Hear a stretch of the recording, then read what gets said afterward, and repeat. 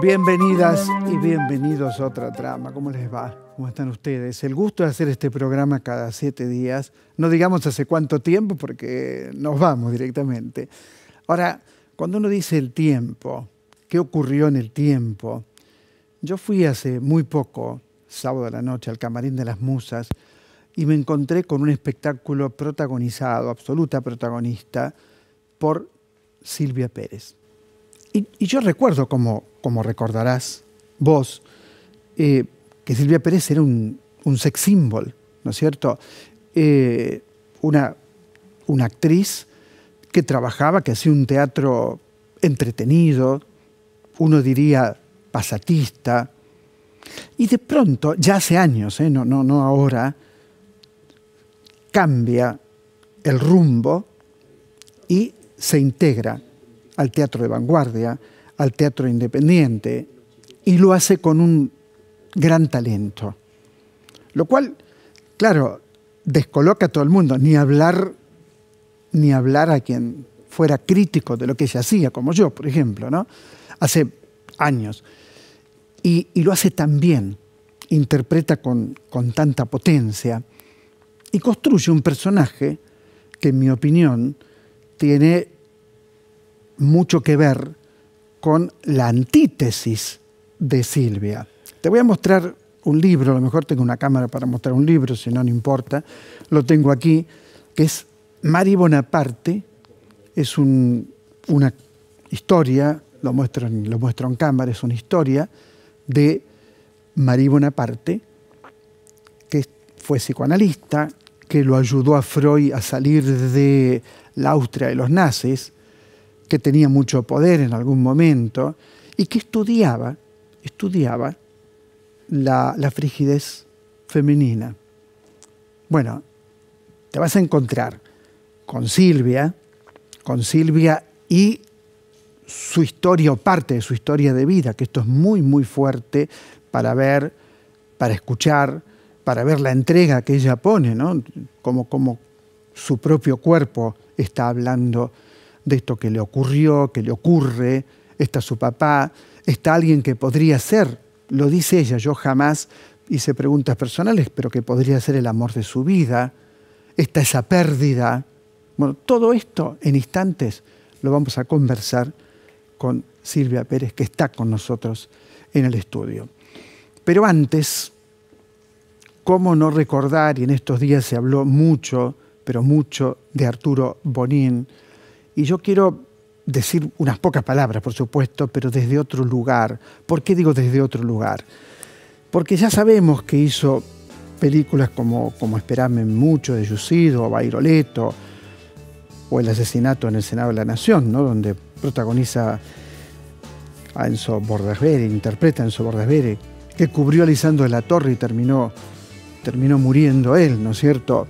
De contar hasta 10, películas de Barney Finn. Todo esto ya se dijo, todo esto lo leímos en todos los diarios en estos días, por supuesto, pero probablemente de lo que no se habló tanto, me parece a mí, es de su compromiso descomunal con el teatro independiente y con los derechos humanos.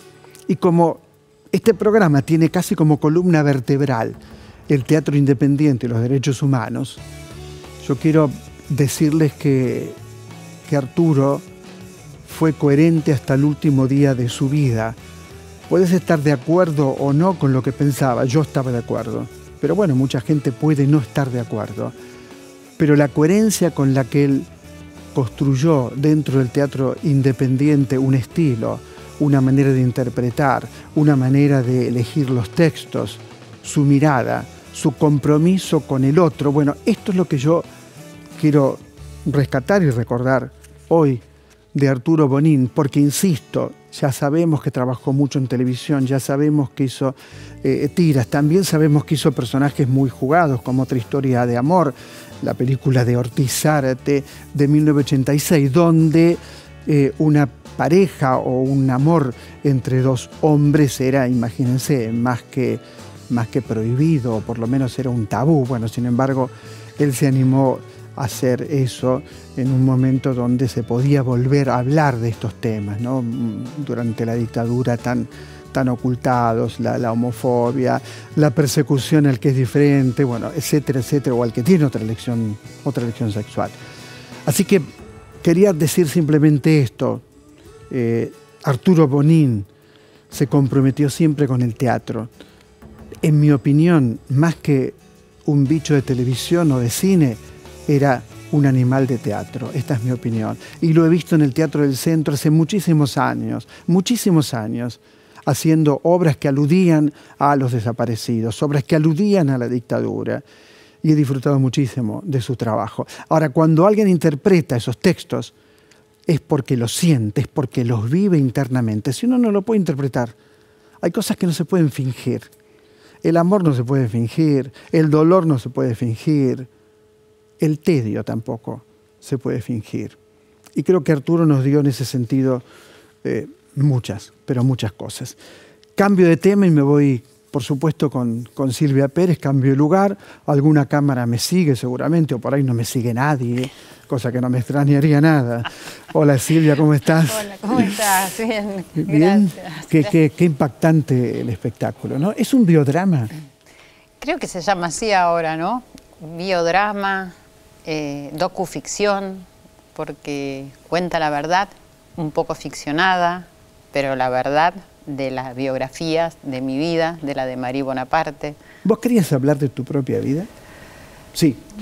No era mi intención, no fue mi decisión ni mi elección. La realidad es que primero estuvo el cuento de la historia de Marie Bonaparte, que me encantó, me fascinó, la quise contar, le dije a Walter Guedin, quien había escrito la historia, le digo, la quiero hacer realmente, pero sin preguntarme, porque viste esas cosas que te salen espontáneamente y decís, quiero hacerlo. Digo, Bonaparte, digo, qué apellido tan fuerte.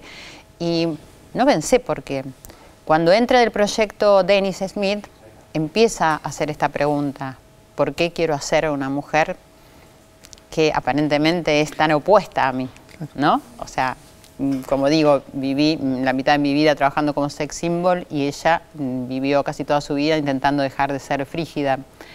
Y bueno, esa es la pregunta quizás que más me llevó a este proyecto y a este desarrollo de poder exponerme y exponer mi vida, porque me tuve que preguntar una y mil veces por qué quería hacerlo. Mientras Denis hacía la dramaturgia y pautamos hacer entrevistas donde él quería saber cosas de mi vida, desde mi infancia. Y yo la verdad es que lo hice como algo natural, no pensé cómo iba después a encajar en el cruce con la vida de Marie. Y se ve que algo me entusiasmó de poder contarle a este autor y director y actor mi vida. Algo me llevó a que no había hablado de algunas cosas que me pasaron en mi infancia. De tu papá y de tu mamá. Por ejemplo, ¿no? Y sí, quizás con mis amigos íntimos, con alguna amiga íntima, pero no lo había hablado. De hecho, con mis hermanas nos hemos reencontrado y empezamos a hablar de esas situaciones de nuestra infancia porque éramos muy chiquitas, que determinan mucho de mi vida. Y conocer la infancia de Marie. Y bueno, ese cruce que se empezó a dar, no es que inmediatamente me llevó a la respuesta de saber por qué quería hacer a Marie. Y bueno, y ese es el motor, el hilo conductor de la obra, llegar a poder entender, que no lo vamos a contar así la gente lo va a ver. No, pero hay cosas que son tan fuertes en la obra. ¿Alguien alguna vez te hizo una foto y descubrió que eres una mujer muy bella y a partir de ella no pudiste parar? Sí, pero me metí así en un viaje a 10.000 kilómetros por hora, como lo cuento, sin saber a dónde iba realmente. Y con esto de haber ganado un concurso de belleza... Que Mis 7 días. Era Mis 7 días, pero después fui Miss Argentina también. Claro. Y fui a representar a la Argentina, a Colombia, al Reinado Panamericano de Belleza, pero siempre con la angustia de creer que no era linda. Que eso estaba... Sí, porque eso estaba basado... Bueno, eso es raro. Claro, pero eso está en lo que pasaba en mi hogar, en lo que pasaba en mi familia y en lo que cuento en la obra. porque creo que muy importante es lo que pasa en la vida de nosotros en relación a nuestra mamá y a nuestro papá. Claro. Y entonces por eso me pareció importante contarlo, y por eso también es tan interesante lo que pasó a Marí, con esa mamá que casi no conoce, porque muere apenas ella nace, que tiene esa abuela, lo que pasa con su padre. Y me parece que ese punto de partida es muy importante, cómo la infancia de nosotros determina mucho de nuestro camino y qué hacemos con eso. Claro, me impresionó que hablaras de tu papá como hablas y de tu mamá, ¿no?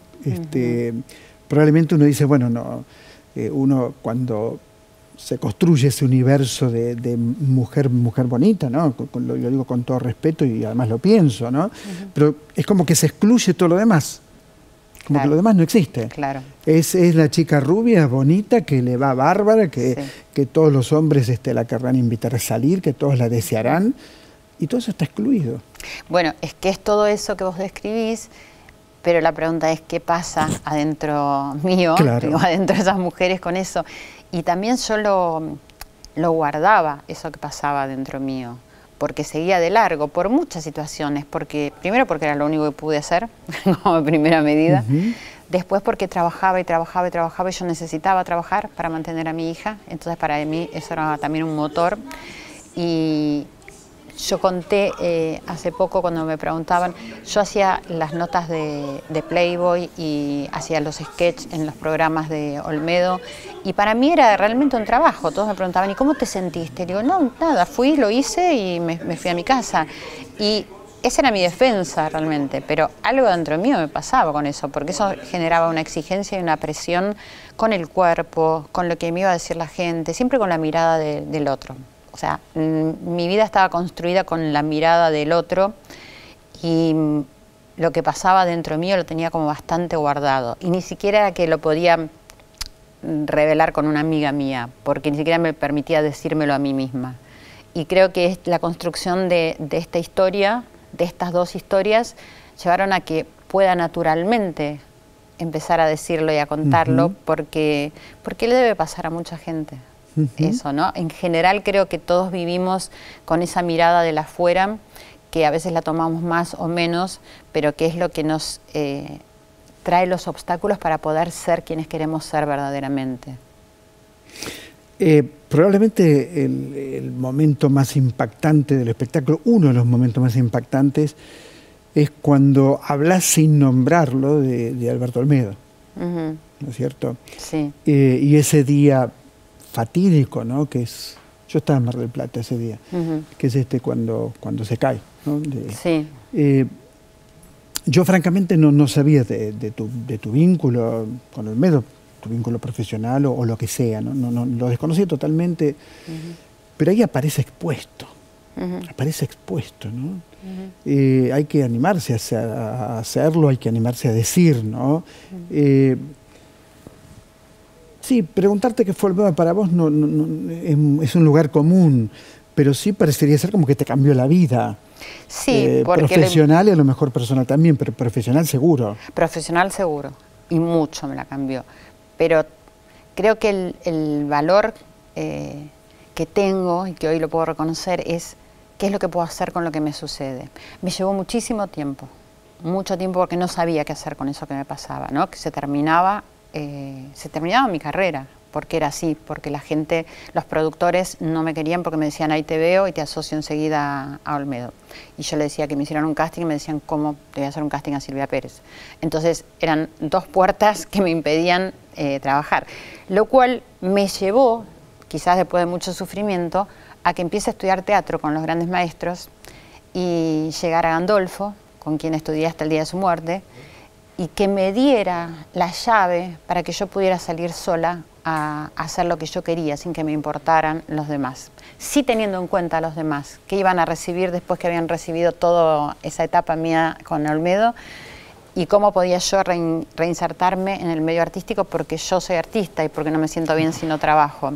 Entonces, eso tan dramático y tan terrible profesionalmente fue también como un punto de inflexión para que yo pueda hoy estar quizás acá, con vos y en el teatro independiente. Y personalmente es muy fuerte, porque ya venía con mucha reflexión en ese momento, pero tenía 32 años yo.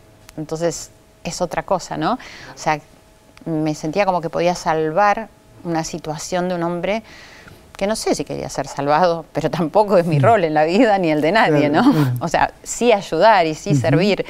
Entonces, la muerte de él a mí me hizo pensar en qué queremos en esta vida y quiénes somos y qué pasa con esta profesión y hacia dónde vamos.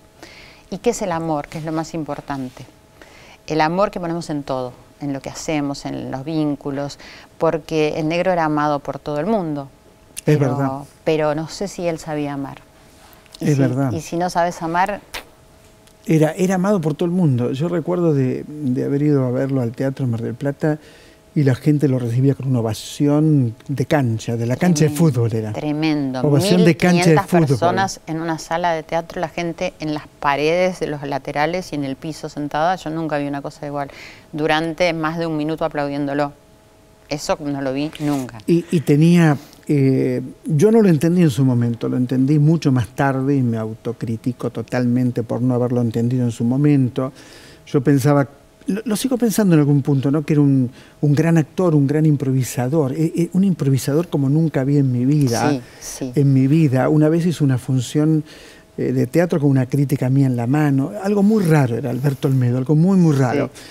Sí.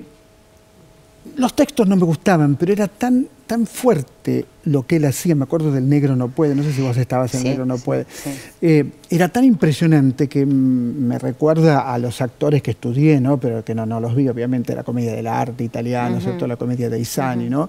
Esa capacidad de improvisación que tiene. Es que fíjate que esa es la base de la actuación, porque cuando uno va a estudiar, lo primero que te hacen hacer es ejercicios de improvisación. Y yo la primera vez que piso un canal para trabajar en un programa de él, lo que tengo que hacer es improvisar, porque nunca había un texto. Había como algo delineado, pero vos tenías que estar con la cámara encendida improvisando con él. Y para mí siempre digo, fue mi mejor escuela de teatro, porque eso te obliga a estar presente, a escuchar y a poner lo mejor de vos.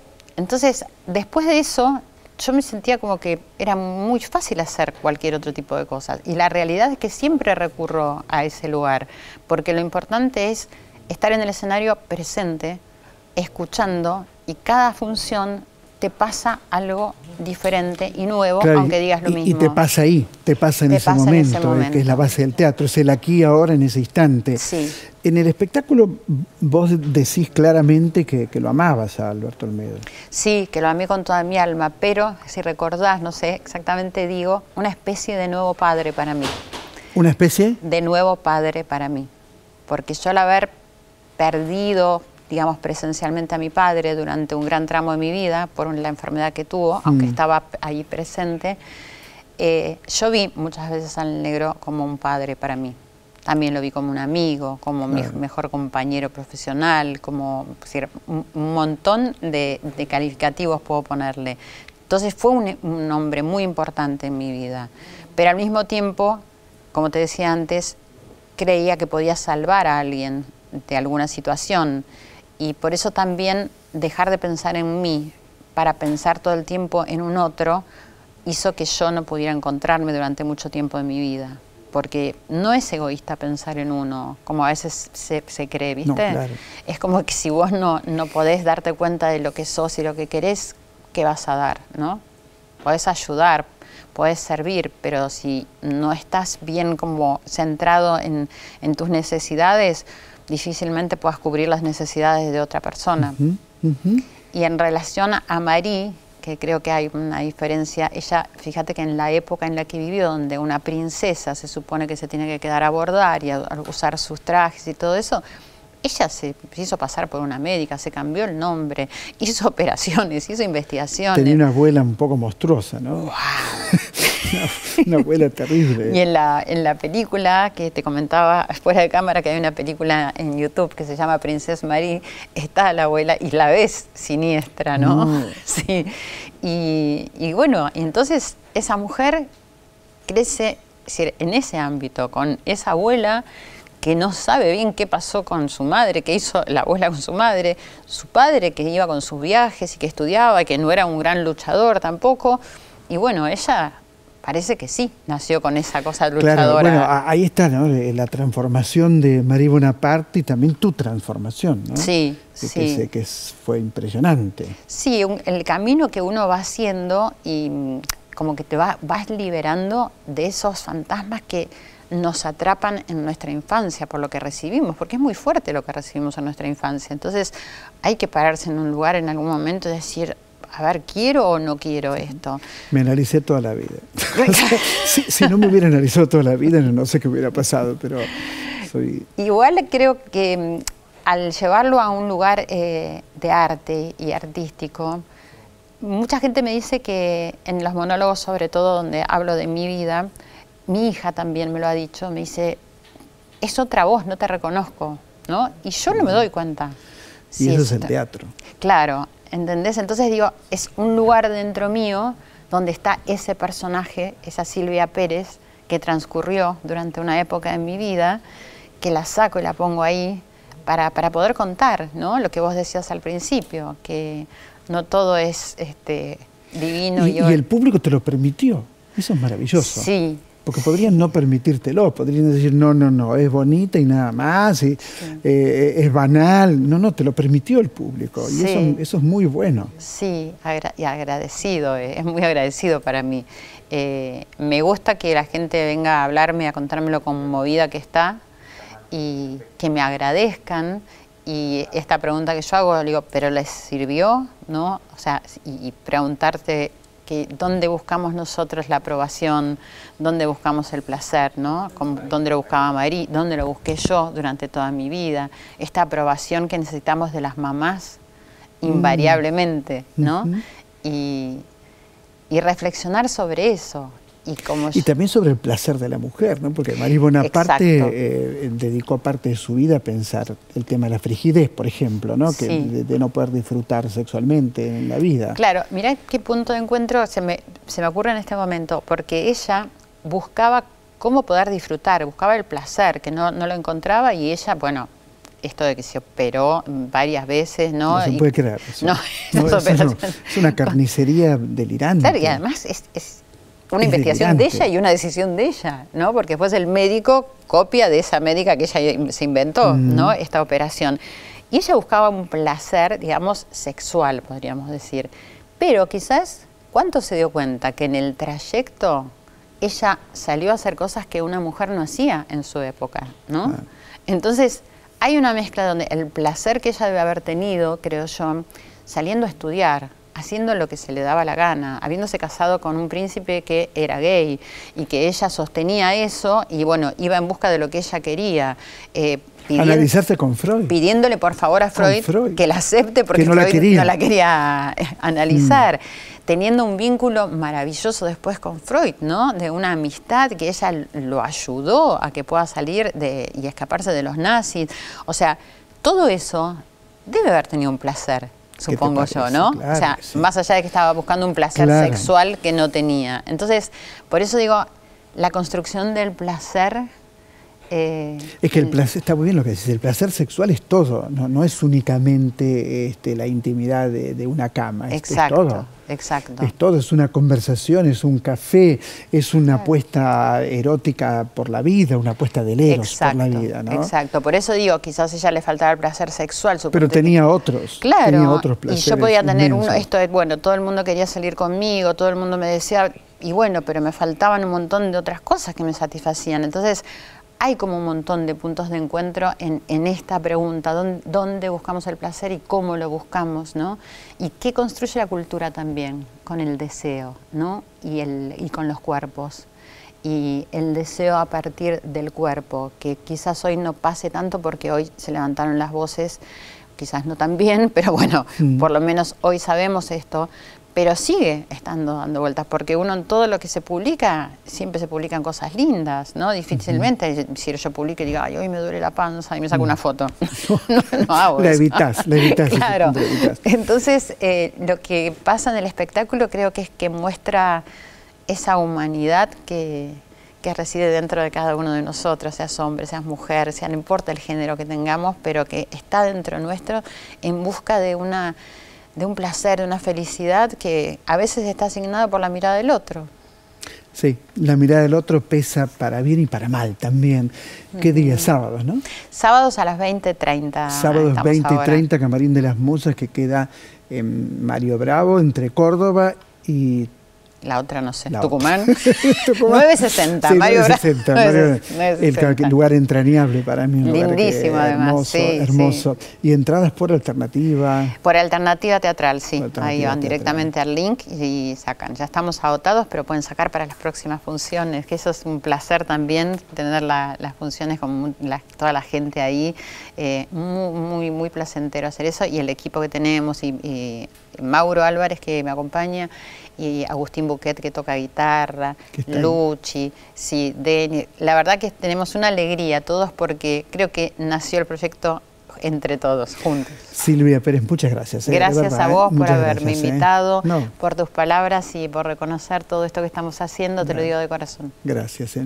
Anda a verla, acordate. Saca entrada, no importa, va a seguir, vas a ver que va a seguir. Sábados a la noche, Camarín de las Musas, no dejes de verla. La última Bonaparte, con un trabajo excelente de Silvia Pérez. Enseguida regresamos.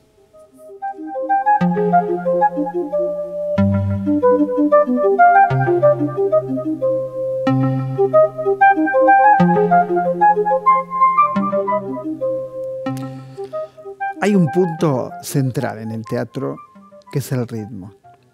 Si no tenés muy buenos actores y si no hay un ritmo, que es lo que está sosteniendo de alguna manera la puesta en escena, seguramente el espectáculo va a ser fallido.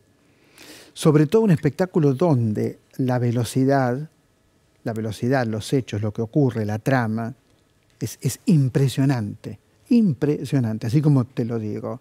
Teatro Metropolitan, Mezzurá le dicen ahora, no sé qué significa Mezzurá, no tengo la menor idea, pero así le dicen, si le dicen así, ¿qué crees que haga? Yo repito como loro, le dicen Mezzurá, Calle Corrientes, un espectáculo que nació en el Camarín de las Musas, Clara es el nombre, y por supuesto te lo estoy recomendando. Sofía Vilmelli, ¿lo dije bien? Wilhelmi. Era seguro que me iba a equivocar, era seguro, sí. Era seguro. Wilhelmi. Y yo sigo intentando que digan bien mi apellido, creo que va a ser una lucha que... Bueno, peor ha sufrido mucho más Rubén Schumacher. Sí. Porque dice que nunca nadie escribe bien su apellido, sí. O sea que lo ha sufrido bastante. Exacto. Maestro Claudio Matos, ¿cómo va? Muy bien. Bien. Javier Pedersoli. ¿Cómo estás? No sé si protagonista, pero mal tipo de entrada, mal tipo. Sí. Es decir, no ejerce la medicina si no le pagas muy bien, ¿no es cierto? Al primero que odias, es así. Siempre tiene que haber un malo. ¿Qué es Clara? ¿Qué podemos contar de Clara en televisión? Bueno, Clara es un personaje, es el personaje que no está en la obra, y para saber quién es Clara tienen que venir a verla, cualquiera de los jueves que quedan de marzo a las 22 horas en el Mezzurá. Y Clara es una obra que justamente lleva el nombre de una mujer, pero está interpretada por 5 actores varones. Ahí están las imágenes, estoy viendo, Okay. los estoy viendo actuar, sí. Y está dirigida y escrita por una mujer. Por Sí, vos, exactamente por vos. Exactamente, así que... y que tiene un enorme ritmo la obra, porque sin ese ritmo yo creo que no sería el mismo espectáculo. ¿Cómo lo ves vos, Javier, que sos una suerte de protagonista, por lo menos sos el que desencadena la acción? Sí, bueno, sobre todo es el personaje que de alguna manera lleva adelante al principio, ¿no? El que genera el conflicto, de alguna manera. Sí, la obra tiene mucho ritmo. Después mi personaje, por supuesto que está ahí, pero Claudio es quien lleva adelante toda la acción y la verdad que sí, la obra tiene mucho ritmo, mucho ritmo. Sobre todo yo creo que cuando uno cree que la obra va a ser una cosa, se transforma en otra cosa. Claro. ¿No? Como que decís, ves la primera escena y decís, me dijeron que era una comedia. Claro, porque contemos algo podemos contar. Se trata de un médico que no quiere trabajar si no le pagan muy, muy bien. Y este muchacho tiene una esposa, ¿no es cierto? Él es el hermano. Claro, en realidad el que hace mi hermano, claro, tiene una esposa a la que no llegan a operar y se planea, digamos, una especie de venganza muy ingenua, bueno, y que los personajes empiezan a equivocar. Ahí tenés el punto, una venganza que es divertida. Claro. Esto es es muy potente en la obra. Yo te preguntaría, ¿qué género tiene la obra? Es una venganza que no es divertida. Nosotros siempre decimos que Clara es una comedia que está entre el thriller y el romance, porque también tiene mucho de comedia romántica. Claro. Y sí, como bien decía Javier, creo que Clara desconcierta constantemente, entonces al mismo tiempo empieza con una escena dramática, que igual siempre tiene su humor, pero una escena muy dramática en donde un hombre va desesperado en plena época del corralito a pedirle a un médico, al único neurocirujano que puede salvar la vida de su mujer, que la opere, y el médico se niega a esperar el amparo, se niega a hacer una quita o ayudarlo. Y entonces Clara muere y la obra. Vendría a ser como esta escena que estamos contando, es como el epílogo de la obra. Claro, porque en realidad todo lo que se plantean hacer con él, tiene que ver con esto que había que contarlo. Claro. Que por no poder atenderla, por no querer atenderla, Sí. se muere. Claro, exacto. Y estos personajes lo que hacen un poco movidos por sus sentimientos hacia Clara es planificar una especie de venganza, exponer a un personaje en una situación que él decide no contar y bueno, lo secuestra, terminan convirtiéndose eso en un secuestro. Tampoco es que lo que planearon le sale como lo planearon, o sea, le empieza a salir todo mal. Le sale todo mal, todo mal. Claro. ¿Cuál es tu personaje? Contanos algo de tu personaje. Abel es un actor que no le va muy bien en su profesión. Actúa bastante mal. Claro, actúa horriblemente. Sí. Lo cual para vos es un desafío porque sos un buen actor. Entonces, ¿cómo haces para mostrarte tan mal? Sí, es como una puerta que está buenísimo cuando Sofía propuso trabajar esas situaciones de la actuación mal, ver cómo hacerlo. Es difícil también decir, bueno, a priori salgo a hacer cualquier cosa, a exteriorizar gestos que uno no haría. Y bueno, nada, fue muy divertido, yo qué sé. No es fácil actuar bien mal. Exactamente. Ahora, pensaba en este médico, y no podemos contar la obra, por supuesto, pero en todos los secretos que se van descubriendo, que no solamente tienen que ver con su profesión, sus títulos, su prestigio, sino también tienen que ver con su vida íntima, con su vida amorosa. Es decir, nada es lo que parece en él. ¿Cómo lo vivís vos desde adentro en tu construcción? Bueno, nada es lo que parece en la obra en general, pero en el personaje me parece que un poco lo que refleja es lo que a veces vemos de la gente, ¿no? Me parece que muchas veces uno cree que las personas son de una determinada manera y cuando las conoce o empieza a hurgar en su vida, bueno, no es tan así. Sobre todo cuando profundiza en una relación, decís, quizás es maravilloso, en este caso es el mejor neurocirujano del país, ¿no? Sin embargo, bueno, después en su vida tiene sus claroscuros como todos. Y me parece que eso era muy interesante. La obra nace porque nosotros nos juntamos, somos actores que ya nos habíamos conocido, habíamos trabajado en otros y nos juntamos y dijimos, bueno, ¿por qué no hacemos una obra juntos? Llamemos a alguien, la llamamos a Sofi para que la escriba. Arrancamos improvisando, poniendo algunos tópicos que nos tiró Sofi, y de ahí en adelante después Sofi escribió, ¿no? Por supuesto. Pero lo pasamos muy bien, no solo en el proceso de estando arriba del escenario, sino también ensayando, ¿no? Todo el proceso fue muy divertido. Ahora, hay algo que no se puede soslayar, que un médico cuando no interviene, esto es verdad, cuando no interviene, pudiendo intervenir, puede provocar la muerte. Y por otra parte, un médico dentro de un sistema capitalista que le da absoluta prioridad a lo económico y no a salvar la vida o a colaborar con la vida o con una mejor vida de un ser humano, ¿no? Es que hay tantas situaciones y un poco eso fue lo que cuando los chicos me convocaron, bueno, en general uno dice, bueno, ¿qué quiero contar con ellos? O sea, ¿qué tengo ganas de contar? Y eso es un poco, ese fue el disparador, o sea, hay tantas situaciones en la vida donde uno puede hacer algo que pequeño o grande, que puede cambiar un montón la vida del otro, y cuando uno elige no hacerlo, y en estos casos donde pero hasta estoy pensando, en otras situaciones. Alguien que va a la farmacia a comprar algo y no tiene plata. Yo no entiendo cómo la farmacia no se lo da. O sea... Totalmente de acuerdo. Bueno, yo he visto en pleno macrismo, he visto una señora diciendo, bueno, no me alcanza para todos los medicamentos, voy a llevar 1 de 4. Sí. 1 de 4. Esto lo vi. Claro. Sí. 1 de 4. Y la industria farmacéutica y la medicina está siendo un lugar en donde se da mucho, o sea, es al mismo tiempo un servicio y lo está haciendo cada vez menos, está haciendo cada vez más un negocio, entonces... Bueno, a mí lo que me apasiona siempre del arte es cómo se habla siempre tipo ecuación de la realidad.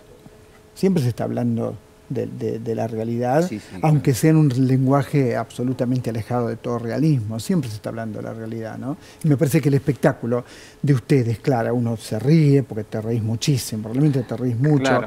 La pasás muy bien, me gusta ir al teatro y pasarla bien, pero también hay un tema de fondo muy profundo y que tiene que ver con el sistema en el que vivimos, me parece, ¿no? Sí, me parece que es la manera también de digerir de alguna manera, no sé, una realidad que quizás si la ves de otra manera, no sé, no podrías... Claro. ¿no? Sí, como que se torna más insoportable. Claro, ¿no es sí, cierto? desde la comedia, bueno, sí, te deja reflexionar y podés salir del teatro medianamente entero, ¿no? De la otra manera, bueno, sería muy duro. Realmente la trama de la obra es difícil al principio, pero después... Sí, se aligera mucho en términos de vodevil también. Sí, porque ¿no? está contado desde ese lugar, desde el lugar de la comedia, pero justamente creo que la comedia no tiene por qué ser liviana. No. Molière no escribía comedias livianas, Shakespeare no escribía comedias livianas, Aristófanes no escribía comedias livianas. ¿Cuándo laburás? Si es que laburás. Los jueves, sí. Los jueves a las 22 horas en el Metropolitan Sura. Y nos quedan 2 funciones, es una gran despedida, así que estaría buenísimo que la gente venga. Pero habrá otra temporada en otro teatro. A lo Venimos, mejor. esta ya es nuestra 6ª temporada. 6ª temporada, es impresionante. 6ª temporada, hemos tenido muchos hijos a lo largo de estos 6 años en el elenco. Las entradas se pueden sacar por Plateanet o en la boletería del teatro. Muchas gracias a los 3. Digo a los 3 para no equivocarme. Javier, Claudia, Sofía. No Perfecto. Gracias, muchas gracias. Siempre las abuelas de Plaza de Mayo siempre nos acompañan, siempre las admiramos, las valoramos, las queremos siempre. Marzo, Mujer Memoria abrió sus puertas al público en el Fondo Nacional de las Artes y bueno, nuestro homenaje es de encontrarnos con historias de abuelas curado por Paula Bámbora, con artistas mujeres que le rinden homenaje a las abuelas de Plaza de Mayo. Yo siempre digo que el país nació otra vez con las madres y las abuelas de Plaza de Mayo. Por eso me gustó tanto encontrarme con estas obras de distintas artistas de todo el país que de alguna manera homenajean a las abuelas, rescatan la enorme tarea, porque es una tarea enorme que realizan. Así que Fondo Nacional de las Artes, recordalo, y si podés, no dejes de visitar esta muestra.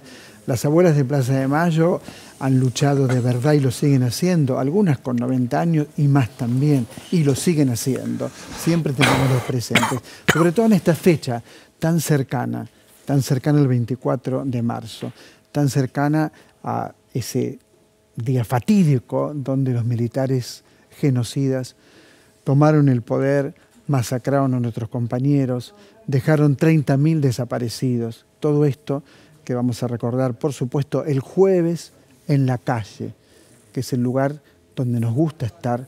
Cuando hablamos de madres y de abuelas, nos gusta estar en la calle. Ellas estuvieron en la calle cuando nadie estaba en la calle.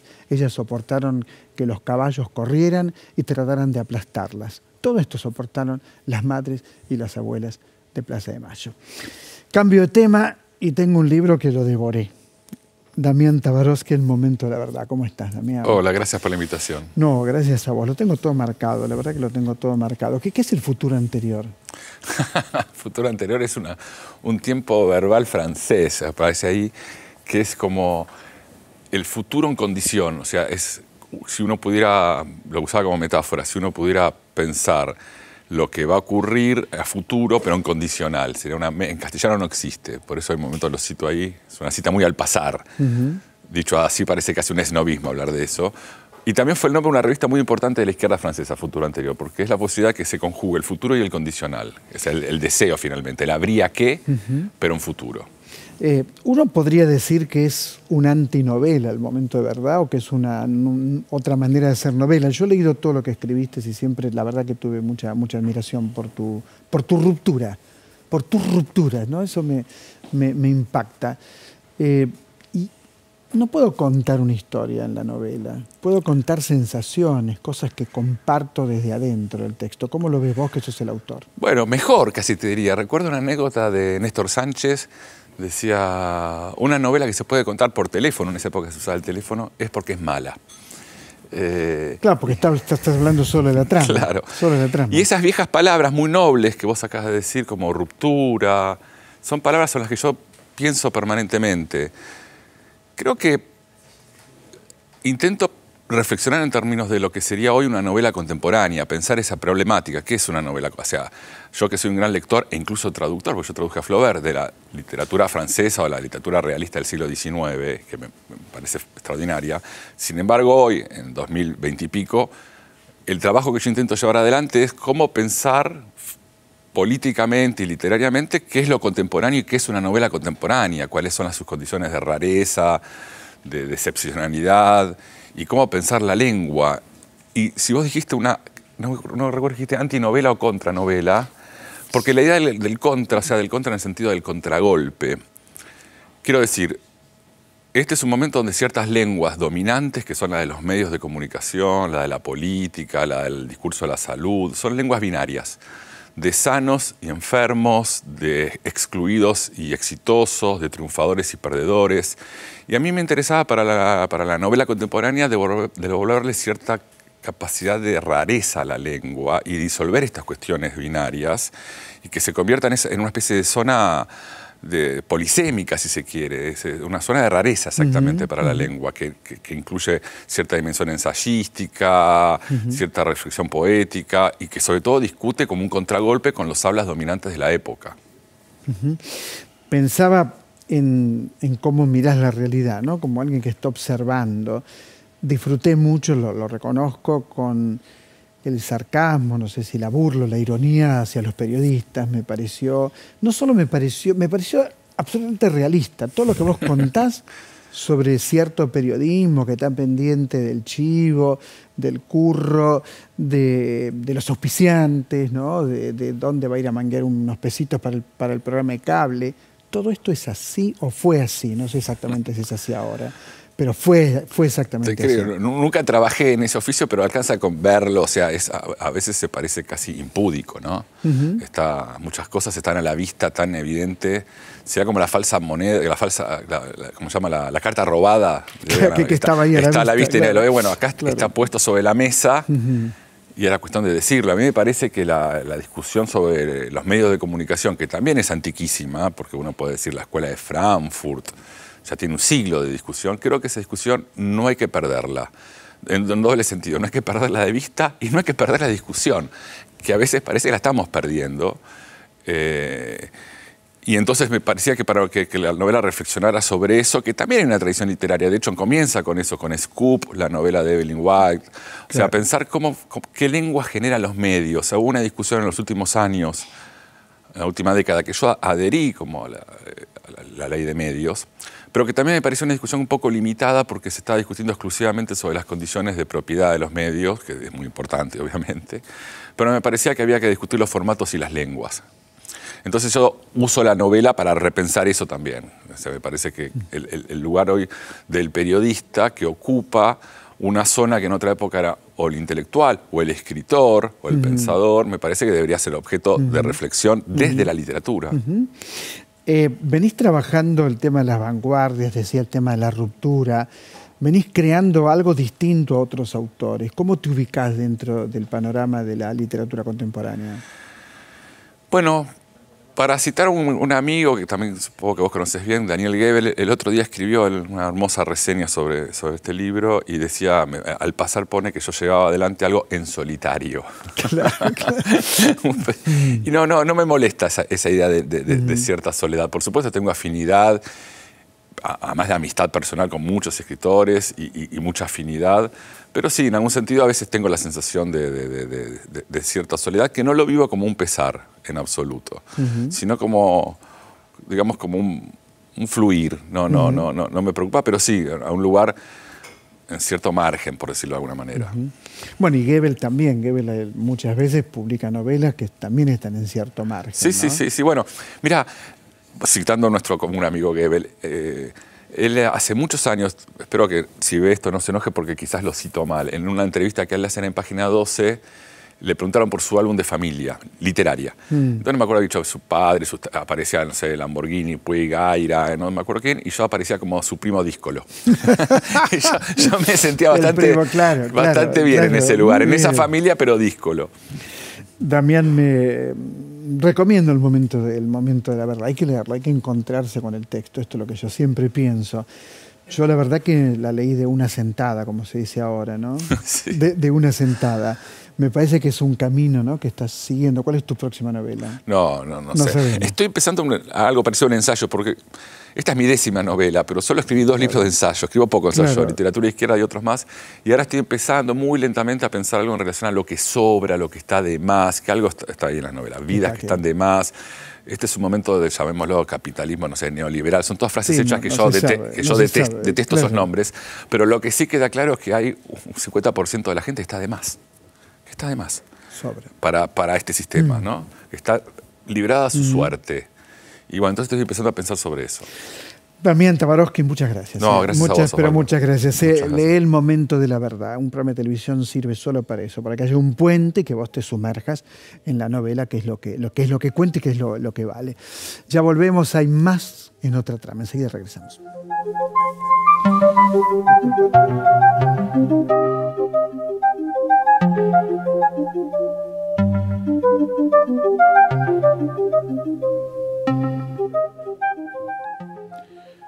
Nuestro primer relato es El matadero de Esteban Echeverría, un texto que hemos leído muchas veces, que lo hemos estudiado, por supuesto, en el colegio, incluso en el secundario se estudiaba El matadero, un texto extraordinario. Claro, cuenta una historia, la de un señor, por supuesto, unitario, que pasa por un matadero, y en el matadero, bueno, ocurren muchas cosas, incluso algunas cosas de las que ocurren en el texto, para mí no se les ha prestado la atención que se le podría prestar. Por ejemplo, el nene que es degollado por un lazo, por ejemplo. Siempre se habla de otras escenas del matadero, no la de ese nene. De pronto voy al teatro, como siempre, y me encuentro con un espectáculo impactante, que tiene como título, estaba mirándolo otra vez por las dudas, ¿no? Olvídate del matadero. Olvídate del matadero. No me puedo olvidar del matadero, pero sí tengo muy presente el espectáculo que vi porque está muy bien hecho, está muy bien interpretado. Pablo Finamor, el actor, ¿cómo va, maestro? Hola, muchas gracias. Un humilde campesino, ¿no? El personaje, un humilde trabajador. Y Claudio Martínez Bell, autor, director, autores, directores, ¿no? Algo por el estilo, ¿no es cierto, Claudio? Sí. Concebimos juntos el espectáculo, él me trajo la idea, él quería que yo lo dirija, entonces me dice, quiero hacer el matadero. Digo, bueno, pero hay que inventar un personaje, hay que interpelarlo, ¿no? El matadero lo quería interpelar al matadero, yo digo, bueno, vamos a inventar un personaje que lo interpele. Entonces, bueno, elegimos un opa, el tonto del pueblo. No tan tonto. Bueno. No tan tonto. Bueno. Pero lo interpela, ¿no es cierto? Claro. Un hallazgo. Un hallazgo, la idea de interpelarlo a partir de ahí, de alguien que no llega a comprender todo lo que sucede, pero ha vivido esa jornada en el matadero de la que habla Echeverría, en una Buenos Aires anegada por una lluvia de 15 días que no podían traer vacas al matadero. Entonces fue una jornada histórica Y él vivió esa jornada y los hechos que se encuentra con la lectura del cuento de Echeverría son distintos a lo que él vivió. Entonces, a partir de ahí empezamos a tirar de la cuerda. Echeverría miente. Bueno, para el personaje Echeverría miente. una de las hipótesis que yo tenía, con las cuales le llevé el material a Claudio, era, lo había subtitulado Ficción política precursora de la grieta argentina. Sí, bueno, Porque no está muy alejado. está considerado el primer cuento argentino, el primer cuento, ¿no? Sí, La primera novela es La Amalia de José Mármol, que hace una cosa similar. La Amalia de José Mármol hace una cosa similar, en donde demonizan al otro. Entonces, la verdad que hoy en día estaba bueno también poder hablar a partir de ahí, por esta cuestión que se ha instalado nuevamente con mucha fuerza, ¿no? La cuestión de la grieta que nos divide permanentemente. Entonces, una cosa es que alguien piense distinto y que sea un adversario, y otra cosa es que hablemos de una grieta que no nos podamos entender. Entonces, un personaje que no entiende todo lo que lee era muy interesante para empezar a tirar de la cuerda. Y a partir de ahí empezamos a trabajar y fue fundamental eso. Claro, cuando nombrás a Amalia de Mármol, sí, bueno, la primera escena de Amalia es un degüello de la mazorca en la avenida Belgrano bajando, ¿no? En el río. Esa es la primera escena, ya. Y el matadero, Esteban Echeverría, está mostrando que el mundo de Rosas es el matadero. Claro. Sí, fusiona a los animales con las personas, pero con las personas, todas las personas coloradas son animales. El único azul que viene es un ser extraordinario, Claro. Bueno, en Amalia pasa lo mismo, claro, ¿no? En Amalia está todo el tema de lo afrancesado, ¿no? Es decir, la idea de civilización, ¿no? Y barbarie. Nosotros lo que pensamos es lo siguiente, bueno, si Echeverría escribió una ficción, ¿sí? Que de alguna manera la ficción era, ¿sí? O sea, dándole con un caño a todo el gobierno, a los federales, a los federales, ¿no? Le da con un caño, muy bien escrito, muy bien escrito. Y como nos decía una vez Felipe Piña, dice, los unitarios tenían mejores plumas que los federales, ¿no? Entonces estaba muy bien escrito. Entonces dijimos nosotros, bueno, entonces nosotros construyamos una ficción para interpelar a otra ficción. Si ya vale. Todo vale. Entonces, bueno, no estamos hablando mal de Echeverría, lo que estamos haciendo es interpelando una ficción que interpelaba a un gobierno. La ficción interpelaba a un gobierno, nosotros interpelamos la ficción. ¿Sí? Entonces, claro, porque además, cuando yo, ese error que cometí en realidad no es un error, porque yo lo que quise decir fue que a los que les pegaban, los torturaban, supuestamente, era a los unitarios, o sea, los federales a los unitarios, ¿no es cierto? Sí, eso sí. Esta era la idea. Sí, pero eso también, o sea, no es que unos eran buenos y otros eran malos, ¿sí?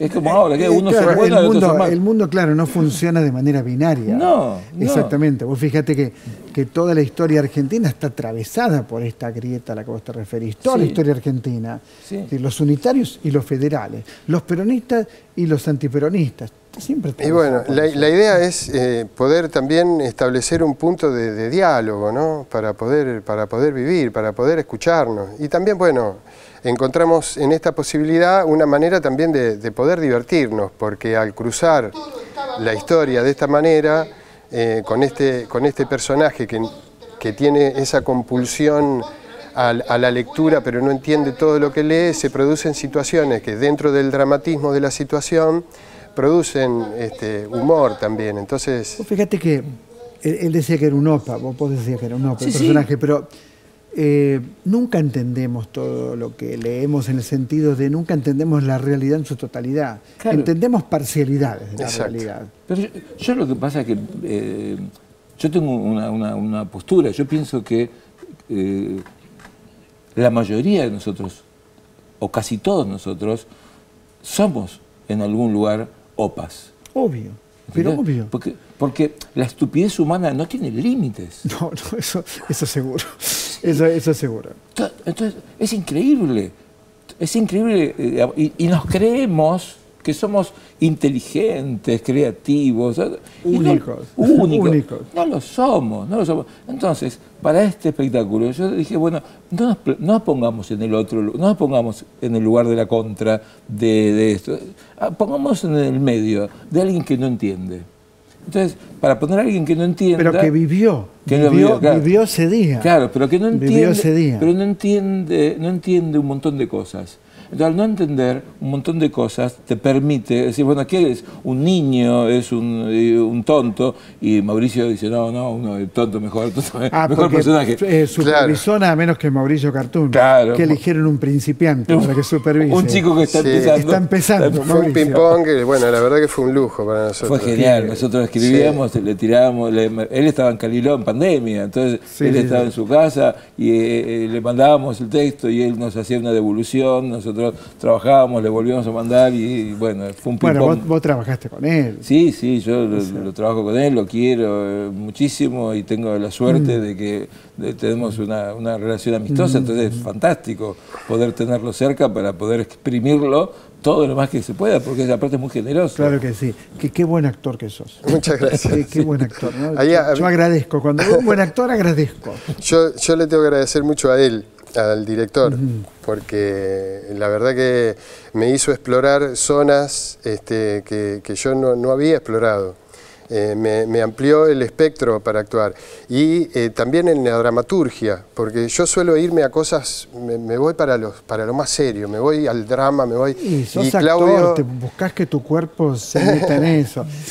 La estrella, que es el productor, me dice que ya está, que no puede más, que vamos a darle importancia y decime qué días y horas actuás. Sí, estamos los viernes a las 20:30 en el Teatro del Pueblo, Olvídate del Matadero. Muy bien. Sí, que queda en Lavalle 3636. A no confundirse, porque hay gente que se va todavía a Diagonal Norte, al viejo Teatro del Pueblo. Claro, no, es el nuevo Teatro del Pueblo. Entradas por Lavalle. Entradas por Alternativa Teatral. Alternativa Teatral. Por Alternativa Teatral, sí. Muchas gracias a los dos. Gracias a vos por difundir. El productor tiene razón, uno se va, hay veces de tiempo, así que un productor estrella que es Ariel Fernández. Bueno, se terminó el programa. Nos reencontramos, por supuesto, en 7 días en la televisión pública para hablar de las cosas que nos apasionan, como siempre hacemos. Muchas gracias por acompañarnos y por elegirnos.